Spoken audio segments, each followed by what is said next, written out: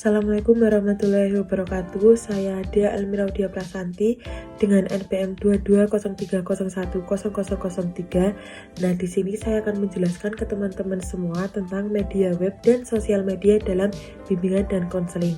Oke, langsung saja kita ke pembahasannya ya. Oke, kita akan masuk ke pemanfaatan internet secara umum. Penggunaan internet pada saat ini sudah tidak menjadi barang asing lagi.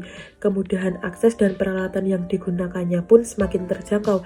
Selain warnet, modem yang kian murah, tempat-tempat wifi area yang semakin menjamur di mana-mana, terlebih lagi fasilitas smartphone dan gadget yang canggih, sudah banyak orang yang mempergunakannya untuk berselancar di dunia maya. Berbagai aspek dari dampak penggunaan internet telah memberikan berbagai layanan dan kemudahan yang dapat diaplikasikan dalam kepentingan hidup manusia. Nah, sekarang kita akan masuk dalam pembahasan pemanfaatan web sebagai media layanan BK. Kita akan membahas terlebih dahulu tentang pengertian web secara umum. World Wide Web atau WWW atau juga lebih dikenal dengan web merupakan salah satu layanan yang didapat oleh pemakai komputer atau ponsel yang terhubung internet. Selanjutnya kita akan masuk ke dalam fungsi website. Yang pertama adalah fungsi komunikasi. Fungsi yang kedua adalah fungsi informasi. Fungsi yang ketiga adalah fungsi entertainment. Fungsi selanjutnya yaitu fungsi yang keempat adalah fungsi transaksi. Selanjutnya ada fungsi dan peranan umum dalam bimbingan dan konseling. Yang pertama ada publikasi. Teknologi informasi dimanfaatkan sebagai sarana pengenalan kepada masyarakat luas dan juga sebagai pemberi informasi mengenai BK serta implementasi layanannya. Yang kedua ada pelayanan dan bantuan. Bimbingan konseling dilakukan secara tidak langsung dengan bantuan teknologi informasi. Situs web dimanfaatkan sebagai sarana pendukung untuk menciptakan layanan yang lebih kreatif dan inovatif. Selanjutnya yang ketiga atau yang terakhir adalah pendidikan. Nah, untuk selanjutnya kita akan masuk ke dalam bentuk pemanfaatan web dalam media BK. Yang pertama ada cyber counseling. Cyber counseling atau konseling maya merupakan penerapan teknologi atau yang sering disebut dengan jalan raya informasi dengan memanfaatkan jasa teknologi itu seoptimal mungkin dengan tetap menjaga karakteristik konseling. Dengan demikian, proses layanan bimbingan dan konseling dapat berlangsung lebih efektif dan efisien sejalan dengan tuntutan teknologi informasi dan komunikasi. Konseling dapat dilakukan dalam ruang maya yang tidak memerlukan interaksi tatap muka, melainkan dengan menggunakan jaringan teknologi informasi dan komunikasi. Yang kedua, ada e-counseling.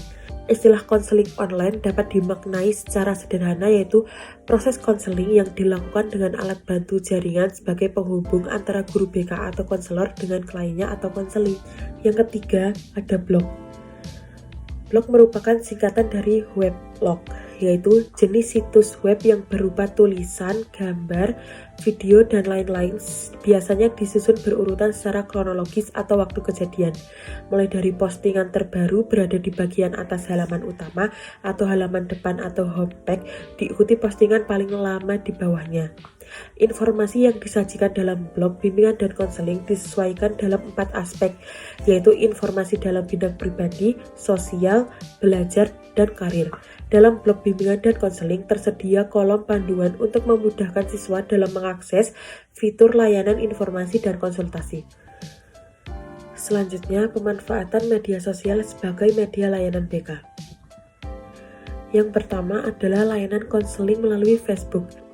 Konseling Facebook diartikan sebagai bantuan psikologis kepada siswa secara online melalui Facebook agar siswa dapat memahami, menerima, mengarahkan, mengaktualisasikan, dan mengembangkan dirinya secara optimal. Layanan yang diberikan melalui konseling Facebook ini bisa mencakup semua fungsi-fungsi layanan bimbingan dan konseling, baik pencegahan, pemahaman, pengembangan, penempatan, atau bahkan pengentasan. Selanjutnya ada email terapi, biasa juga disebut sebagai terapi email. Saat ini, surat dapat diantarkan dengan kecepatan cahaya melalui internet, dan email konseling secara bersamaan telah ditawarkan dalam konseling yang menggunakan teknologi internet lainnya, yang dikenal sebagai online konseling atau online terapi. Terapi email sendiri merupakan suatu proses menulis tentang permasalahan yang dialami dan dirasakan oleh konseli yang bisa dijadikan sebagai bentuk terapeutik bagi dirinya sendiri. Metode hubungan terapeutik melalui email konseling tidak mengenal waktu, artinya bisa dilakukan kapanpun, tidak mengenal tempat secara fisik. Konseling tidak perlu mendatangi konselor, tetapi cukup berhubungan melalui internet. Bagi konselor sendiri, memiliki rekaman konseling yang cukup terperinci, karena semua tersimpan dalam bentuk data tertulis. Dalam email konseling, konseling mengirimkan pesan melalui email kepada konselor mengenai permasalahan yang dihadapinya. Kemudian konselor memberikan respon balik secara profesional. Melalui email juga, konseling melalui email memberikan pelayanan konseling yang lebih pribadi dalam hubungan satu sama lain antara konseling dan konselor. Nah, itu saja yang dapat saya sampaikan kepada teman-teman. Semoga bisa membantu teman-teman semuanya. Sekian dari saya. Wassalamualaikum warahmatullahi wabarakatuh. Bye.